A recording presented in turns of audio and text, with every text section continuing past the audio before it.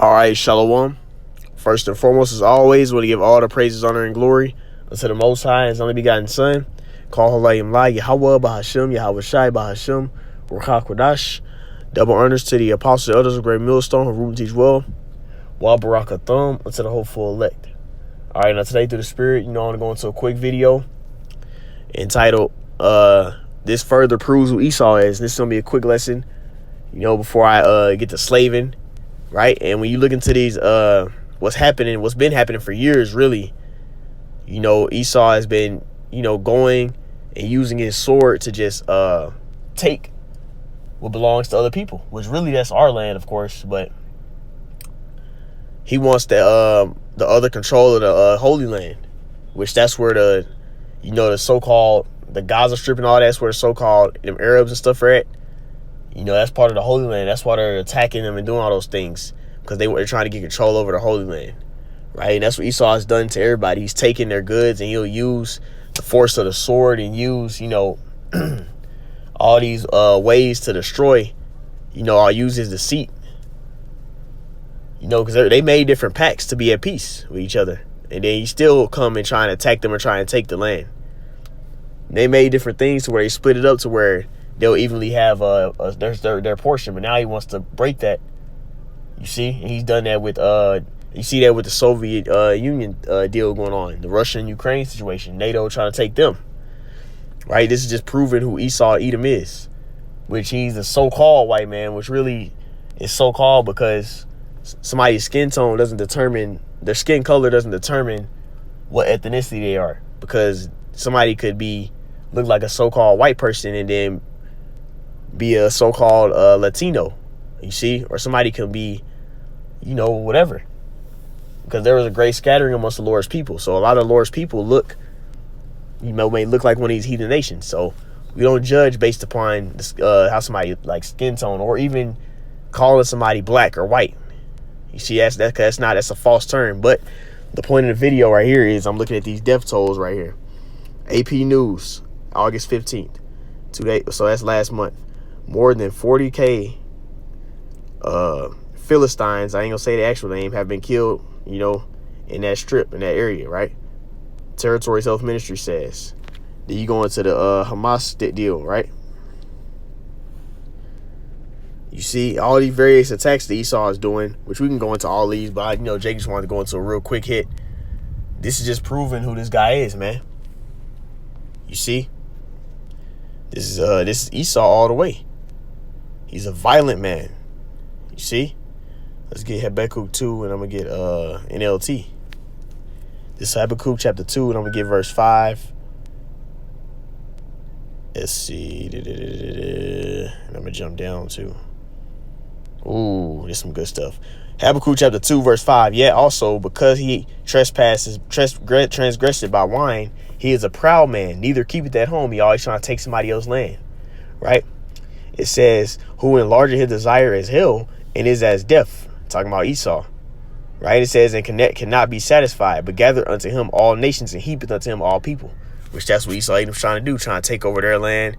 Then they're trying to take over Ukraine, right? This is just proving who the Edomites are. You see?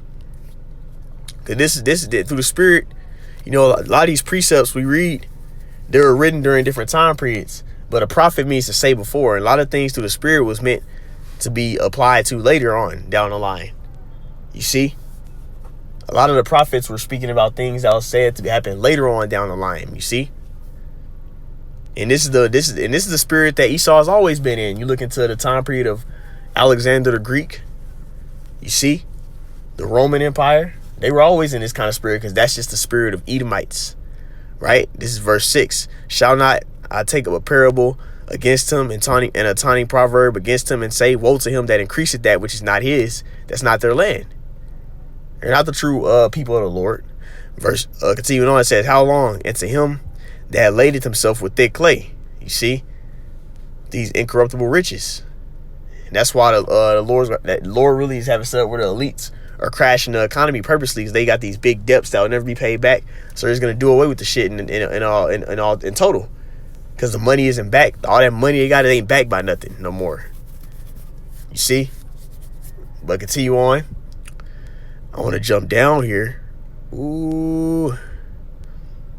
I think it's 14 is the one I'm looking for. Him, they give it to never drink, put his bottle to him. Okay. So we're going to read down from where I'm at to about verse 9. All right. Let's jump down to verse 8. It says, because thou hast spoiled many nations, all the remnant of the people shall spoil thee, because of men's blood and for the violence of the land and of the city and all that dwell therein. You see? And that's all Esau does. He used violence with the northern kingdom and the southern kingdom to take control over them. You see? Right? Verse 9, woe to him that coveteth in an evil covetousness to his house, that he may set his nest on high, and he may be delivered from the power of evil, which is all the spirit of Esau. You see? Ooh, let's jump down. Verse 12, woe to him that buildeth a town with blood and establishes a city by iniquity. And that's how they got the land, 1948ers. It was wars and stuff that happened to them to get that land. Right? Which is proving what? That's proving that they ain't the real people. Because the Lord is supposed to, of course, it's going to be a conquest when Yahushua returns, but it's going to be Yahushua leading that. Not no regular ass men, which are heathens anyway. You see? You read about that conquest all throughout the scriptures. Revelation 2 goes into it briefly. You got Revelation 19. You see Revelation 11. You see? You have precepts like Psalms 147. Psalms 149, You start at verse 5, read down. Psalms, the second chapter, it goes to that conquest Yahushua is going to have. You read stuff like Isaiah 63. Yahushua is going to come and subject all these nations, man. All right, this is Nahum chapter 3. Start at verse 1. And this is talking about the Assyrian Empire, but guess what? The Babylonian Empire comes in the same spirit as the Assyrians. Right? Nahum 3:1. Woe to the bloody city, it is full of lies and robbery. The prey departed not. And this is the spirit of Esau. You see? It's a bloody city, and this is how he's gotten everything he's gotten by shedding blood. Right?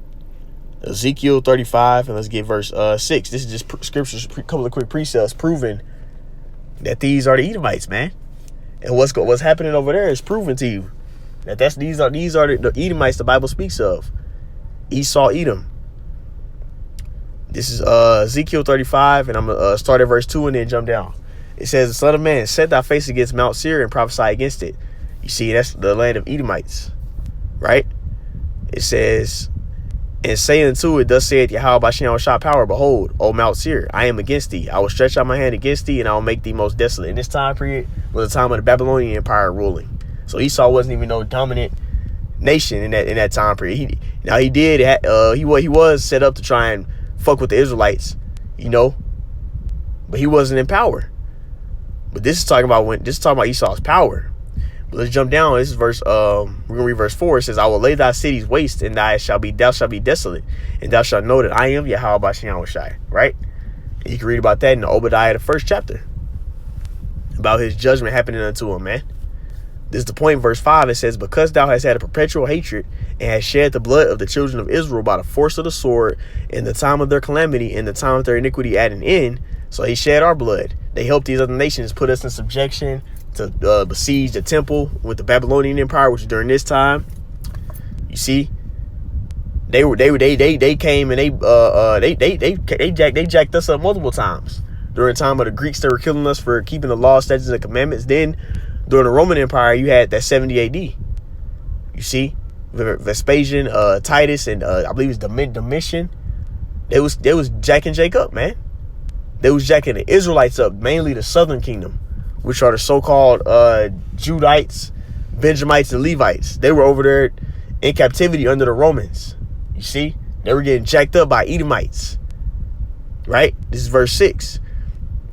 "Therefore, as I live, saith Yahweh Bashem Shai, I will prepare thee unto blood, and blood shall pursue thee." The Lord's going to have their blood get shed. Why? Because since thou hast not hated blood, even blood shall pursue thee. Right? It's talking about Esau. He loves shedding blood. Look at how many bodies he got on them. And when you look at how many he's killed of the Israelites, that's blowing that number out the numbers. But this is proving that this is talking about Edomites. Verse 7, it says, "Thus will I make Mount Seir most desolate, and will cut him off from it, that passeth out and him that returneth, right? And that's what he's going to do to this whole power structure ruled by the Edomites. Lastly, I want to get this one right here. Revelation 6:4. And there went out another horse that was red. You see, horse goes into power, right? And it says, and power was given to him that sat therein to take peace from the earth, right? That's what Esau Edom has done in all his rulerships, the Greek Empire, the Roman Empire, because those generals under Alexander the Greek, they went and they was reaping havoc in the earth, right? It says, and then you look at this modern society by Esau we live in now, right? It says, and that they should kill one another, and there was given to him a great sword. A great sword, that's his blessing. The weaponry, the birthright, was the sword, right? It says here, Makaria. All right, Makaria, whatever. It says figuratively, let's go right here strong. I'm going to go straight to the point. Figuratively, it says war, judicial punishment, sword. And ultimately, sword just means instrument to destroy. So the Lord blessed Esau with instruments to destroy, right? So that's proving that this is the Edomites, man. All right, which that article I read right here. This is Esau. Look at all this bloodshed right here, man. All right, this is the Edomites. You see those? They're chiefly the tribe of Amalekites, right? But anyways, I brought this side. This was edifying. I like to end it all by saying, Call Allah, Yahweh, Bahashim, Yahweh Shai, Bahashim, Rakabadash. Till next time, Kamasharallah. Shalom.